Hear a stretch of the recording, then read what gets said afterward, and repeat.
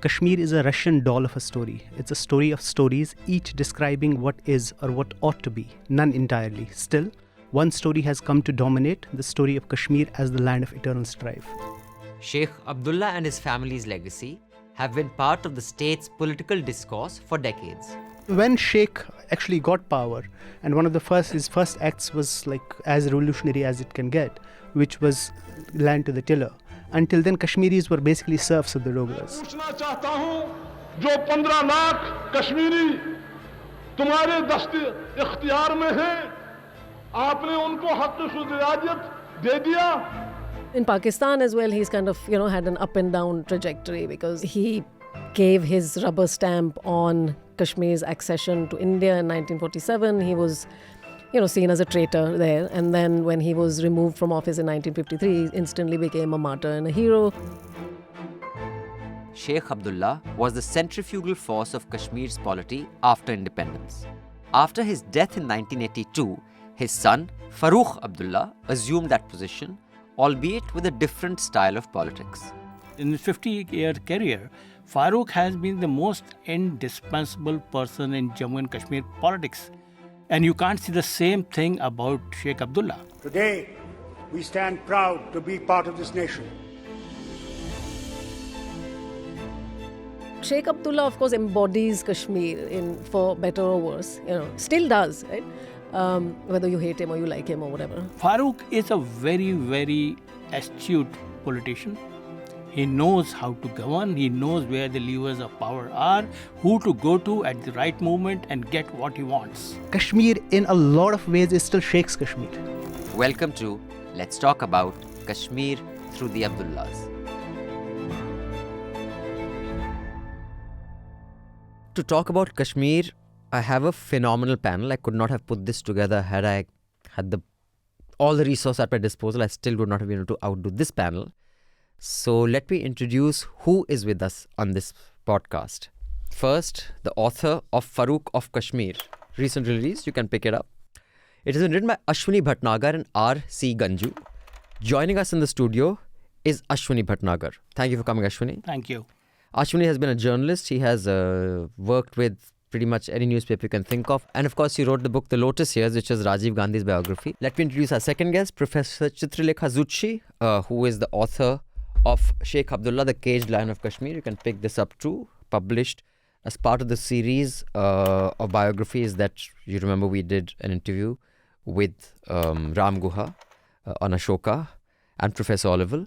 So Chitralekha is a renowned historian. She's one of India's most eminent intellectuals for matters pertaining to Kashmir. She has a PhD in history from Tufts University, and in an academic career spanning over 3 decades, she has written extensively on the history of Kashmir in the form of 5 books and a number of articles. Also joining me, I'm thrilled to say, is our former colleague, head of desk, and now an academic, and he's doing all sorts of fancy fellowships, Miraj Abdullah.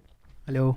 Hi Miraj, good to have you back in the studio. Thank you for inviting me. With the introductions out of the way, let me start with you, Chitralekha. How much of the pop culture myth about the Lion of Kashmir, in your understanding and academic research, is accurate, and how much is folklore? It really depends on where you're located. So in different places, Sheikh Abdullah has a different kind of image, right, that's associated with him. So in Kashmir now, he's much maligned among the younger generation because they think that he sold Kashmir out to India and so on.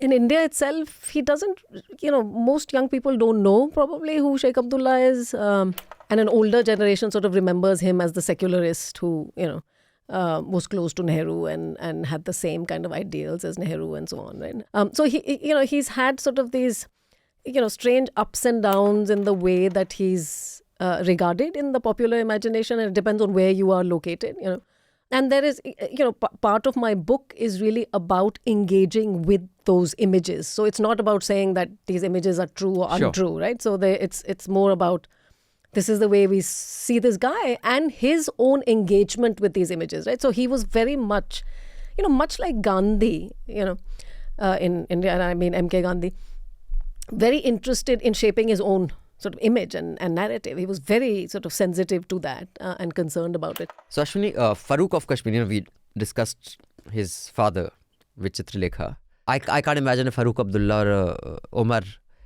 starting from scratch and building any political entity. I can't imagine that. Am I being too unkind? And specifically, one of my favorite cliches, which I really like, is you cannot make anything perfect, but can you leave it better than you found it? Did he leave Kashmir better than he found it? No. Okay. Faruk Abdullah is the lead. But it goes back to Sheikh Abdullah, since Farooq spans this generation of Sheikh Abdullah. The immediate legacy was his father's legacy. And then he also spans the next generation, which is Omar Abdullah. So the book, in fact, is not only a political biography of Farooq Abdullah, but also a political biography of the Abdullah family and of the politics of Kashmir. One of the incidents mentioned in the book is how the situation actually turned in Kashmir. Was Farooq Abdullah was chief minister in 1986, and he was having problems with his popularity. So they decided to release a movie, a Hollywood movie called The Lion of Desert. It was about the great fight that the Lion of Desert had against the Italian occupation in Africa. But Farooq didn't agree. He thought that it will bring back the glory of the Sheikh. And when the film was released, people went in, saw the movie, and though they did not understand English, it was an English movie, the sentiment it aroused was a direct contrast to how this man gave up his life, whereas Sheikh made compromises so that he would... Yeah. So and it led to rioting. People marched out of the theatre, burnt the effigy, burnt posters of Sheikh and Farooq Abdullah, etc., etc. The whole Sheikh legacy of being the great leader, the Lion of Kashmir, didn't sustain till... I agree with Ashwini.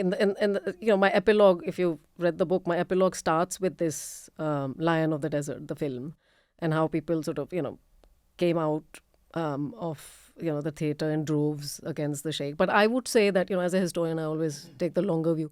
I would say that his image had already taken a knock in the by the late 1960s and through the 70s, because a more assertive, radical generation of Kashmiris had emerged, fed in part on his vision of, the autonomous Kashmir and so on, and whose dreams had been, already shattered, right? So, Miraj, you have lived in Kashmir, you've grown up in Kashmir. You haven't become a professor yet, but I'm sure you soon will. As a journalist and someone who's grown up in Kashmir, what would be your, 8-10 minute summary of the generations, one that you lived through, one, of course, you've heard from your parents and uncles and aunts, I'm sure, of what would be a fair image created of both these gentlemen? So when we talk about Sheikh as a political leader, or even Farooq Abdullah as a political leader, and how they dealt with their, the opposition, other people and all that, a lot of that was concentrated in the urban circles. Like you're talking about Srinagar, the rivalry with the Mirwais, Sher Bakra, that thing. So if you go out of that, if you go to the rural areas, it was never like that.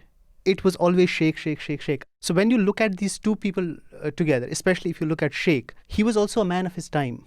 In the sense that because he was, like you said, he was a little naive in that sense, but also because so many things were happening in the world. If you look at the world at the time, the Kashmiris were fighting against the Dogra oppression, right? There was also the British presence.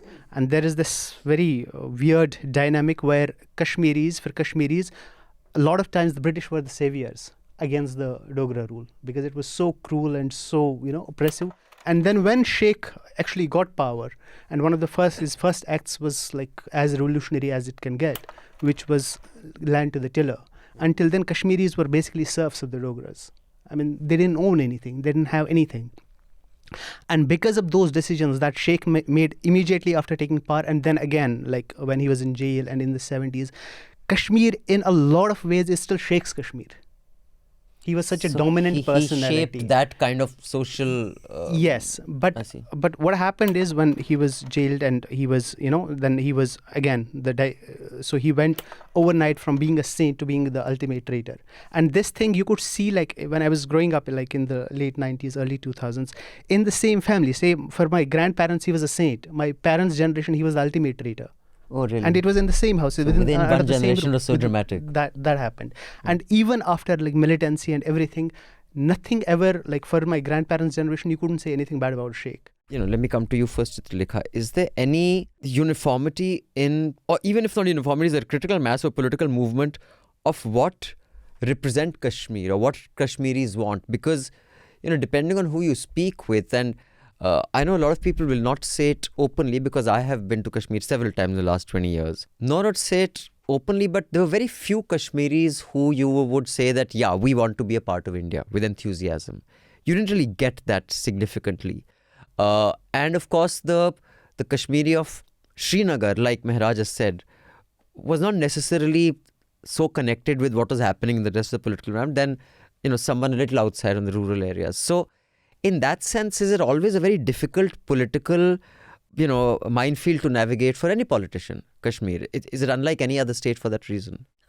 I don't necessarily think there's anything unique about Kashmir other than the fact that it was disputed, The conflict, with Pakistan, which I think sort of puts in sharper focus some of the things that were going on in other parts of India as well. This sort of tension between the centre and the region and how much autonomy there should be and, the nature of federalism in India. All that was being chalked out, and the dominance of the Congress in these places. All of this was playing out in all the states. There was this wonderful article in the seminar in 1964 in which this, journalist Surinder Suri wrote that, the reason that Kashmir gets everyone so agitated in India is because Kashmiris have a choice. The rest of India doesn't.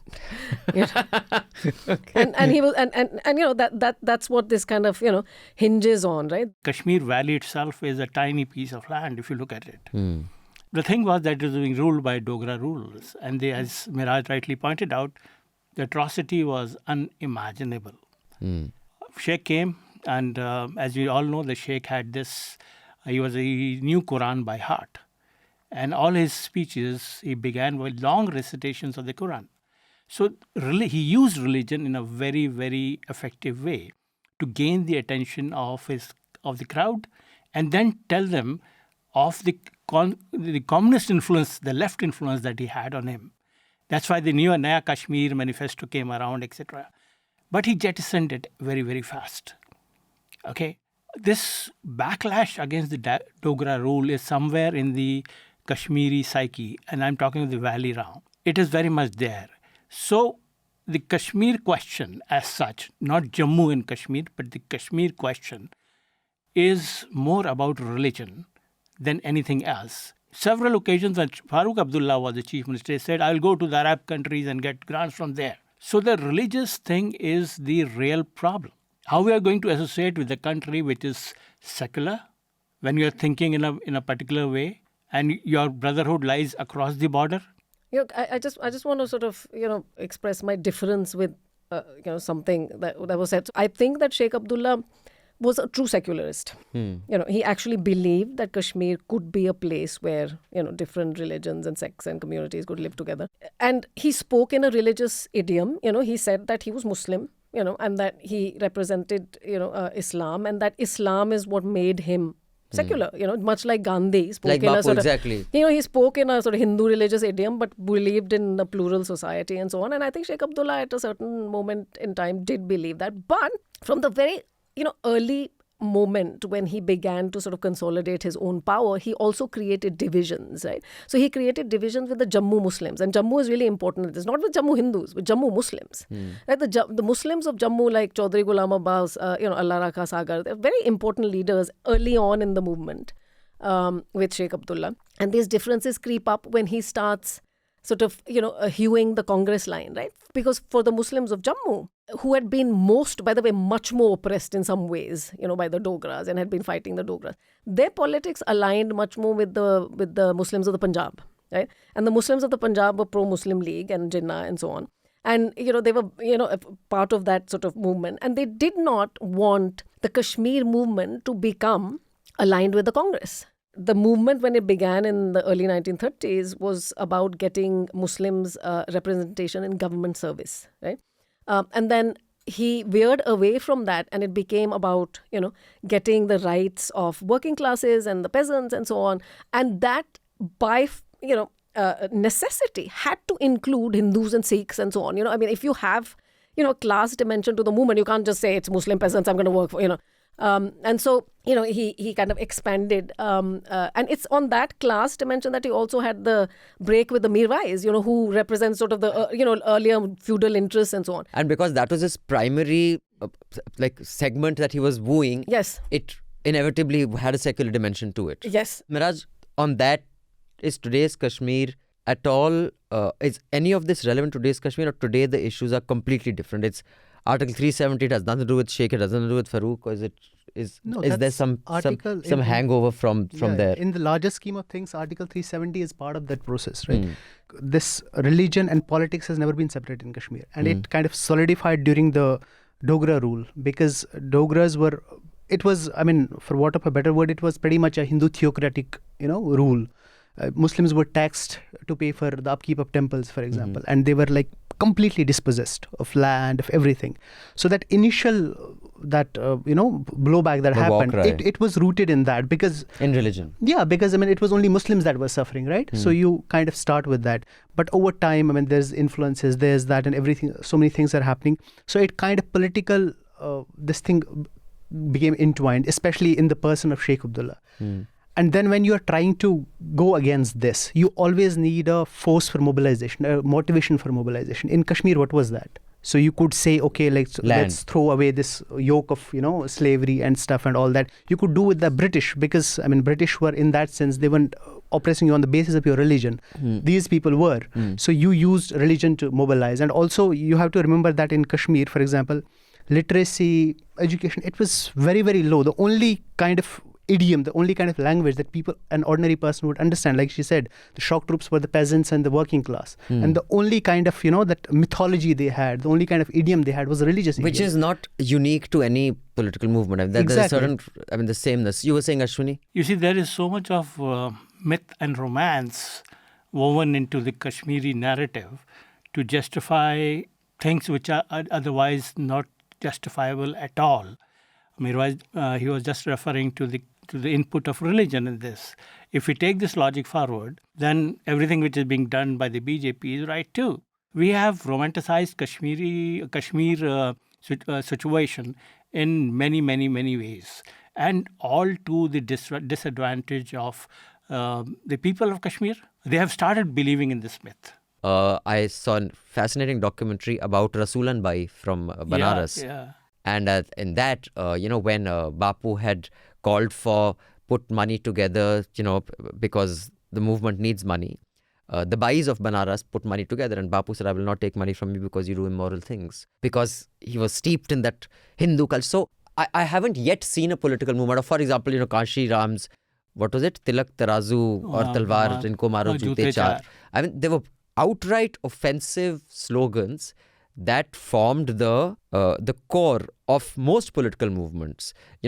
Imagine today Bal Thackeray's son is sitting and negotiating with Congress on seats because BJP is too Hindu for them. I think religion is one surefire way of bringing people of disparate classes and sects and so on, together, right? So it's a unifying force. But the actual reasons for a movement are, more complicated than that. Much more complicated, right? So this is an easy way of kind of getting people together, and again, the reason why people are attracted to it in different time periods is for different reasons.